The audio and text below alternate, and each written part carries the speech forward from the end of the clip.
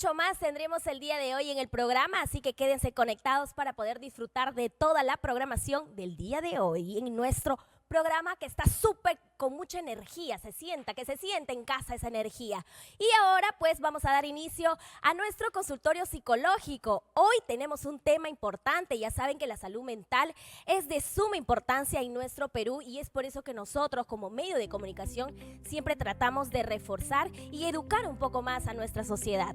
Por ello, hoy nos visita la psicóloga Rocía Roca, quien va a hablar acerca de las evaluaciones neuropsicológicas. ¿De qué se trata? ¿Qué es? Ella nos explica. ¿Cómo estás? Bienvenida al programa. ¿Qué tal? Muy buenas tardes con todos. ¿Qué tal, Grace? Sí, justamente el día de hoy vamos a estar hablando respecto a las evaluaciones neuropsicológicas y como tú comentabas, ¿de qué trata? ¿Cómo tienen los papás que saber si sus niños requieren una evaluación neuropsicológica? Muy bien, entonces empecemos por lo básico, empecemos explicando a nuestro público de qué se tratan estas evaluaciones y por qué son tan importantes. Cuando nosotros hablamos de una evaluación neuropsicológica, estamos enfatizando básicamente en ver si el niño está con algún diagnóstico neurológico, básicamente en este aspecto.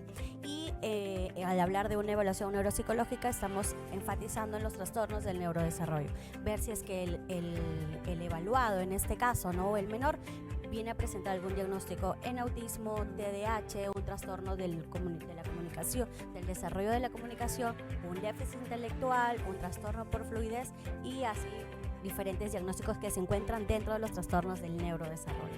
Muy bien, entonces, ¿cuál vendrían a ser esas señales que van a poder alertar a los padres, a los cuidadores, a los profesores, que nos indican que hay algo que está fuera de control? Entonces, ¿cómo ellos se van a poder dar cuenta para que ahí empiecen a actuar y lleven donde los profesionales idóneos para que puedan diagnosticar correctamente?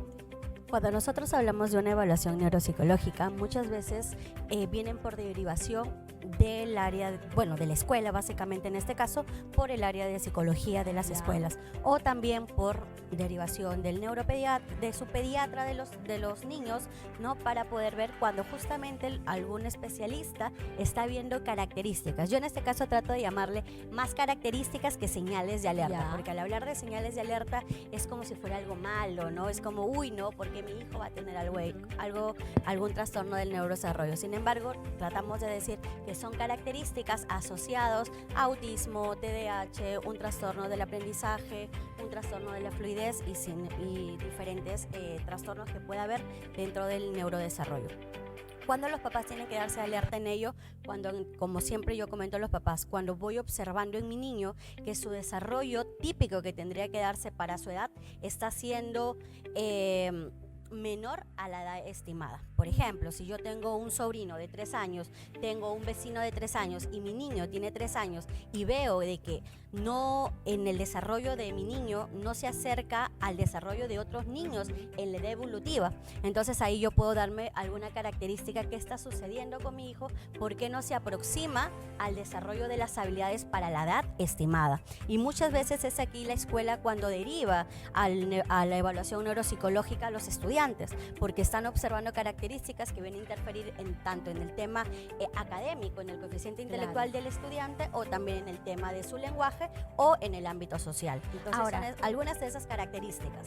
Bien, ahora, ¿estas características se pueden desarrollar en diferentes etapas, en diferentes edades en los niños? Claro que sí. Cuando nosotros hablamos de una evaluación neuropsicológica, abarca desde la infancia, la niñez y hasta la adolescencia, porque recordemos que muchas veces hay diagnósticos tardíos también que reciben nuestros niños, nuestros adolescentes.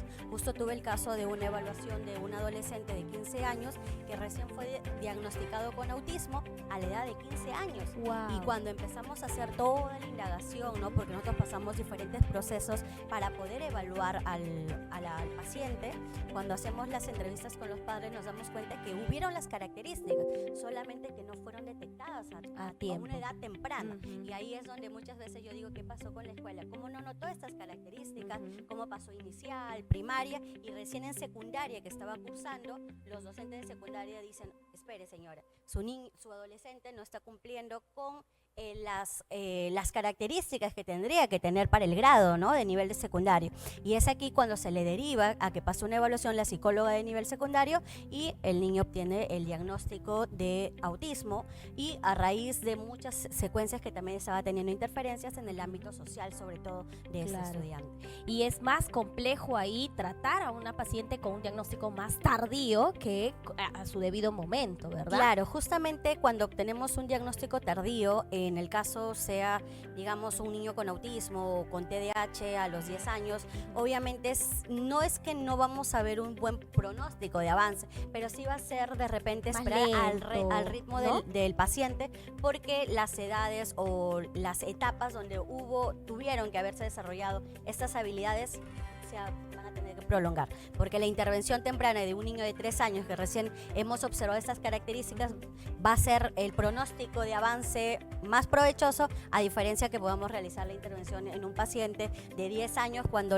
son 10 años de diferencia que se tienen que trabajar en esas o potenciar básicamente esas habilidades. Yo hablo de potenciarla porque no es que no las tenga, si no las tiene, pero hay que potenciarlas para que sea en el entorno se lleve algo más funcional y con desarrollar básicamente sus habilidades. Ahora, con respecto al entorno familiar, ¿qué tan importante y qué beneficioso debe ser de que toda la familia esté involucrada en la evaluación, el tratar de mejorar ciertas características? Claro, justamente aquí juega algo muy crucial el romper muchos tabús que se tiene hoy en día del desarrollo de los niños. Muchas veces llegan a consulta papás que ya con niños bastante grandecitos y me dicen, y yo le dije, pero si notaste estas características, ¿por qué no viniste cuando recién de repente tenía 3 años? ¿No? ¿Por qué esperaste hasta los 6 cuando recién ingresan de repente a primero de primaria? Es que me dice, cuando era más pequeño, y ahí vienen muchos de los tabús o muchos de las creencias que se tiene dentro de una familia, es que me dicen que como es pequeñito, como es el último, es chocho, es el más mimado, o que de repente esperemos porque el tío también tuvo esas dificultades, y X situaciones o justificaciones que se tienen, ¿no?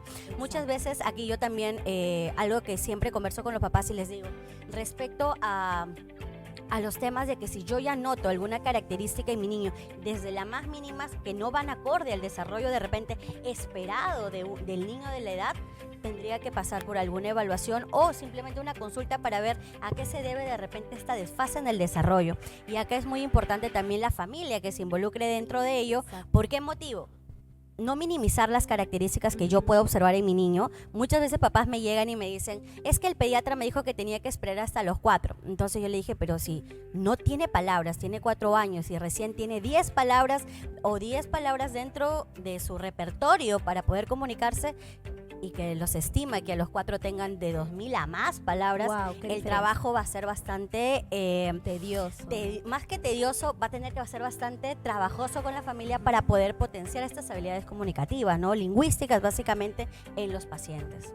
Wow, entonces es ahí que la familia pues es el pilar, vamos a decir, más importante para que los niños puedan adaptarse y puedan mejorar ciertas características que van a ayudar a que ellos se puedan desempeñar por sí solos, ¿no? Que eso es lo que se busca. Ahora, ¿qué tan frecuente es en este tipo de evaluaciones en los colegios que no se desarrollen, o sea, que no se lleguen a dar en cómo entonces ahí los papás van a intervenir para poder llevar a un psicólogo? Y por sí solos ellos pueden llevarlos. Claro, en este caso, para que un papá pase el proceso de evaluación neuropsicológica, es desde que de repente él nota que su niño tiene algo, no hay necesidad que venga con una derivación de la escuela o de su pediatra, ¿no? Pero si ellos ya notan algo que dentro del desarrollo de sus niños están notando lo diferente, ¿no? O de repente algo tardío, ellos mismos pueden solicitar la evaluación para poder, como siempre le digo a los papás, hacer un descarte a un diagnóstico presuntivo que de repente pudieron tener. Porque muchas veces recibimos pequeños con un diagnóstico presuntivo. ¿Qué quiere decir presuntivo? Que todavía no está diagnosticado como tal, pero que se notan ciertas características asociadas a algún trastorno del neurodesarrollo. Entonces es en esta primera instancia que el papá dice, ya, mi niño de repente ya pasó el proceso de avance en la intervención, quiero ahora sí realmente saber si presenta el diagnóstico o no para que continúe su intervención. Y es ahí donde el papá tiene la libertad de solicitar su evaluación cuando él guste, ¿no? Ahora, ¿cómo haces tú como psicóloga de tratar de que los papás, aquellos papás que no aceptan la condición que tiene su pequeño, entonces, ¿tú cómo haces de que ellos puedan cambiar y se involucren un poco más y no se vean tan afectados? Porque puede pasar, ¿no? Eso, lo que me comentas, pasa siempre. Cuando uno ya después de que acaba todo el proceso de evaluación, que se pasa primero con los padres, se pasa directamente con el paciente y en ocasiones se trabaja de manera simultánea padres y pacientes, el último paso de esta evaluación ya es entregar el diagnóstico como tal. Y al recibir ese diagnóstico uno tiene que trabajar mucho desde la empatía. ¿Por qué? Porque si es que sale con algún diagnóstico dentro de los trastornos del neurodesarrollo, sí tenemos que trabajar el proceso de duelo, porque el papá es aceptar de que su niño tiene una condición, Claro. no una enfermedad, pero sí una condición que va a requerir más apoyo que de repente que el hermanito mayor, porque nos pasa que el hermano mayor es neurotípico, pero el segundo hermanito tiene de repente la condición de autismo o TDAH, entonces a pasar ese proceso de duelo con el objetivo también que él pueda saber, y ahí viene la educación, ¿no? De cómo él poder intervenir desde casa, en ambientes de repente sociales también, a los diferentes espacios donde él va a compartir con su niño. Pero siempre yo trabajo desde la empatía, el proceso de duelo, el recibir el diagnóstico y también el psicoeducar al papá de qué trata el diagnóstico como tal, porque mientras él conozca más de ello, del diagnóstico de ello, entonces el papá va a tener mayores herramientas de cómo intervenir ante cualquier tipo de situación con su hijo. Y ante todo, pues siempre hay que tener mucha paciencia, ¿no? Con los Exacto. más pequeños. Ahora, ¿cómo nosotros podemos contactarte, ubicarte? Claro. Ahí están las cámaras. Bueno, me pueden encontrar en las redes como PSI.Rocío Roca o también al 9987-62253 y cualquier cosa pueden comentar que vienen desde Sol TV para pasar de repente alguna consulta y una evaluación a su pequeño si es que ustedes están notando alguna característica típica dentro del desarrollo de su niño.